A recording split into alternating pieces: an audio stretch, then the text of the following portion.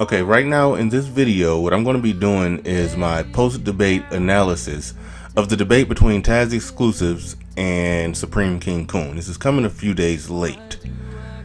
The debate was titled, "Is Interracial Marriage Good for Black America?"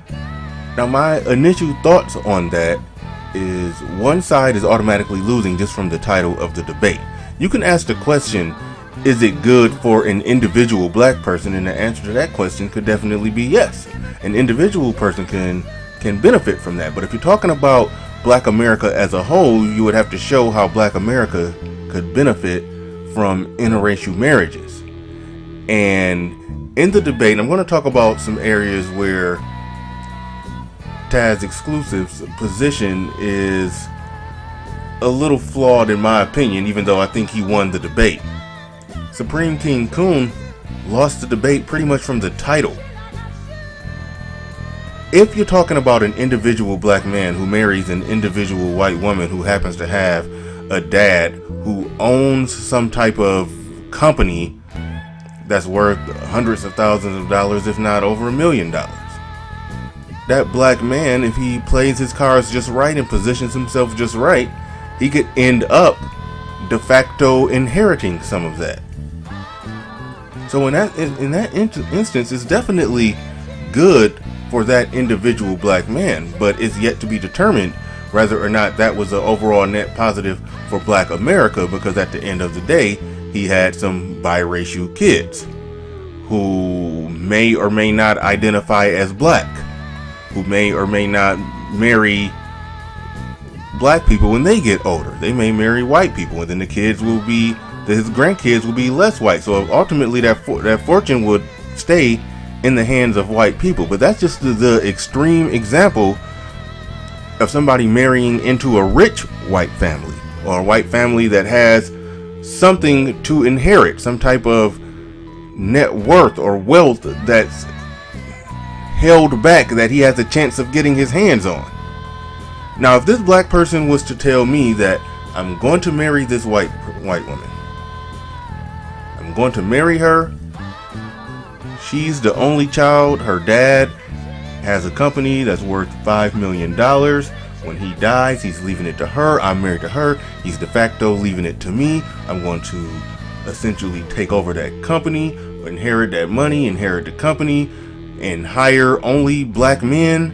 And that's how it's going to be an overall net positive for the community, and the money and the profits made from that, I'm going to try to use that money and those resources and all of that stuff to try to build things in the black community, or bare minimum just use it to create jobs. Had Supreme King Coon laid out anything that remotely resembled that, I would have said he was on the right track.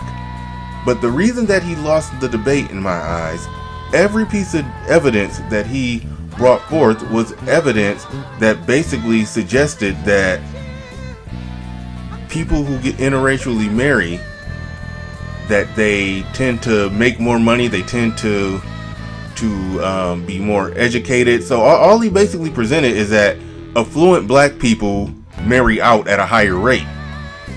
He wasn't given the cause or how interracial marriage was the cause or the reason for this person's success. He was saying that this successful person got with a successful person of a different race.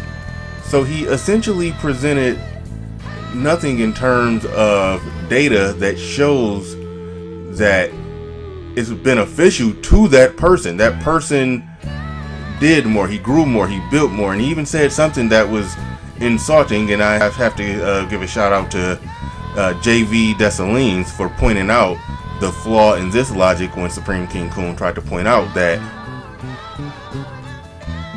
Robert Smith, his business grew by leaps and bounds while married to the white woman. And JV Dessalines rightfully pointed out that business grew because due to the hard work and the brilliance of that black man. Don't give the glory to a white woman. And I would add to that, if when Michael Jordan got cut in half in his divorce, I'm quite sure you weren't giving the black woman he was married to credit for Michael Jordan at the time $600 million net worth. She wasn't out there. I'm sure you would argue that she wasn't out there. She didn't make a single layup. She didn't dunk on anybody. She didn't win a single championship. So she wouldn't get the glory then. Don't give this white woman the glory, Robert Smith. So it was just arguments that I felt were reaching, even though there's some data that shows that black people who were interracially married were doing better in some areas, but it didn't show that it was because of the interracial marriage, and it definitely didn't show how that was benefiting black America. It just shows how it would be benefiting the individual. I laid out a simple plan how it could benefit black America, but the person would have to go in with some clearly drawn out plan of doing essentially what is some covert 007 Ocean's 11 generational wealth heist to try to get the money, extract that money from a white family and get it into black hands. Short of something like that, it's not benefiting, but it can definitely benefit an individual, because an individual's own life, liberty, pursuit of happiness is his own or is her own. So I'm not knocking somebody's individual life, liberty, pursuit of happiness. I'm not the SYBM, and I'm not B1 in that sense. And that brings me to Taz's part of it, where I didn't have that much of a problem with Taz said, even though he does have, some personal, I shouldn't say personal, but things that he ideologically draws a hard line on when it comes to interracial dating. And I obviously don't draw that hard of a line. And I think in the question and answer period, Game Changer asked the most important question, where he said that he asked Taz, was a person who doesn't have kids versus a person who has biracial kids, which one would he prefer? And the genius of that question speaks to something that I've been saying about anybody who says that it's wrong for somebody black to date or marry interracially. I feel like somebody who gets married to somebody who's of a different race, that person isn't hurting the black community. You can argue that they're not helping. You can definitely argue that they're not helping, but they're bare minimum neutral to the black community. So I don't see how that person could be viewed as this overall huge problem, this net negative. It's feasibly possible for that person to raise his kids with a black mindset, and they may go on and marry black people and so forth and so on, or they may go the other way. You really don't know.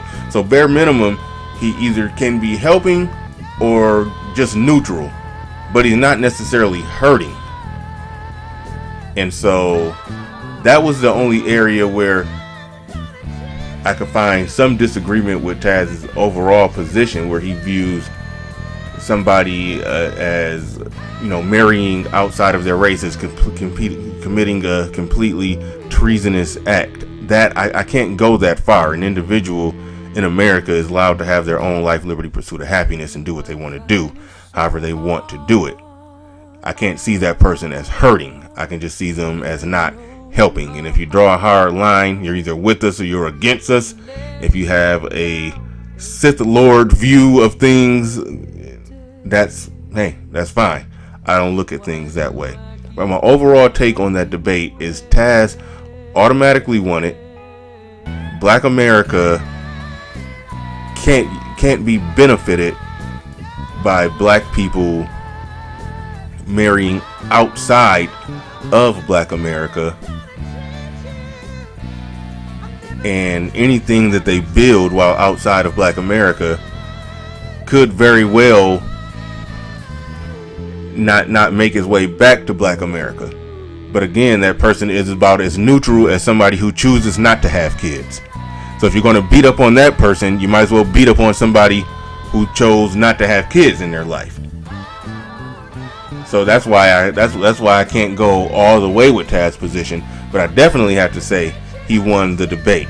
Supreme King Coon would have had an outside chance, or even a chance of winning the debate, if the debate would have been titled more along the lines, is it better for an individual person to marry interracially if that individual chooses to do so? That's a debate he could have won. But overall, the way it went out, Taz definitely won. They both presented facts, but all of Supreme King Coon's facts, as I've stated, they were null and void, given the fact that he could not present not one iota of evidence to show how it would benefit black people as a whole. And I had to even go for a reach to try to figure out how it could benefit black people as a whole, or black America as a whole. And that's more or less all I got on that one. It was a really good debate. I hope Obsidian does more debates like that. And that's all I got on this one. I'm out.